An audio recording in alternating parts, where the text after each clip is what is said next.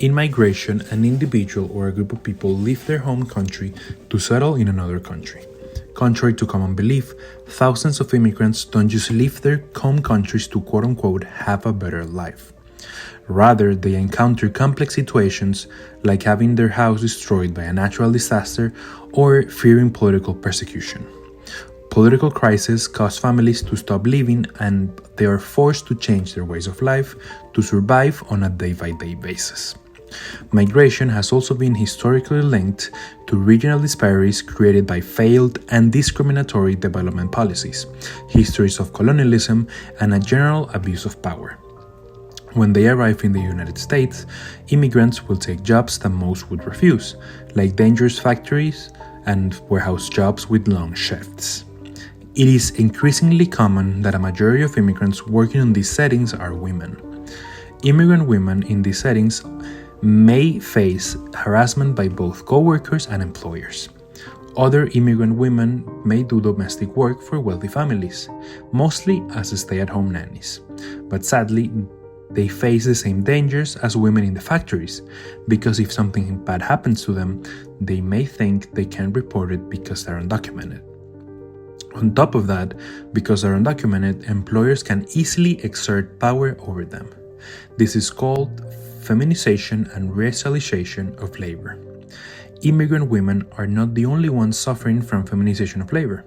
American women of Mexican descent who work in factories near the southern border are discriminated against constantly, receiving less pay and no pathway of growth within the company because they're seen as Mexican and not American enough. Also, women in the Global South also face discrimination in employment settings, and even if it's common for families to have a small business or do self-employed work to get extra money, these forms of self-employment are often criticized by the government and not recognized as actual labor, often falling under the informal economy category.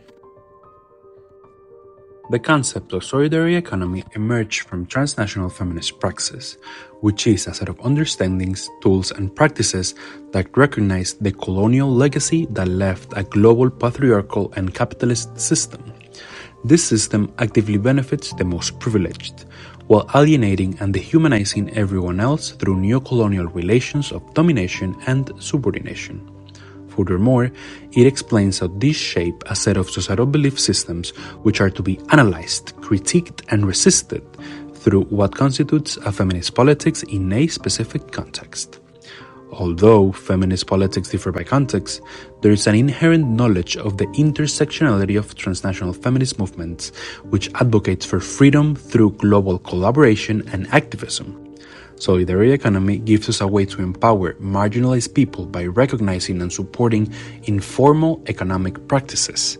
When these practices are supported, they foster organizing, activism, and empathy. An example of a local organization which practices economic justice and economic solidarity is Women for Economic Justice, located in El Centro Comunitario La Villita in Little Village in Chicago. Women for Economic Justice is a non-profit organization whose goal is to engage all women in collective learning, community building, and activism. They promote the principles of solidarity economy and mutual aid, empowering one another to drive meaningful change. Women for Economic Justice was born due to the need for a safe space for women who have suffered economic insecurity, domestic abuse, and gender-based discrimination. The core of the organization is to fight the abusive conditions imposed by capitalism, globalization, and a patriarchal society that deliberately targets women.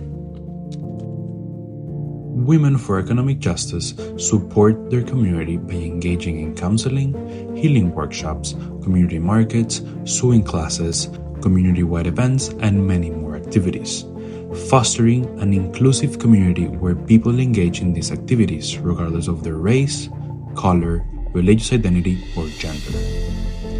Women for Economic Justice acknowledge the societal and political barriers that patriarchal beliefs have placed under our society, and they attempt to break those barriers every day to foster a healthy and loving community for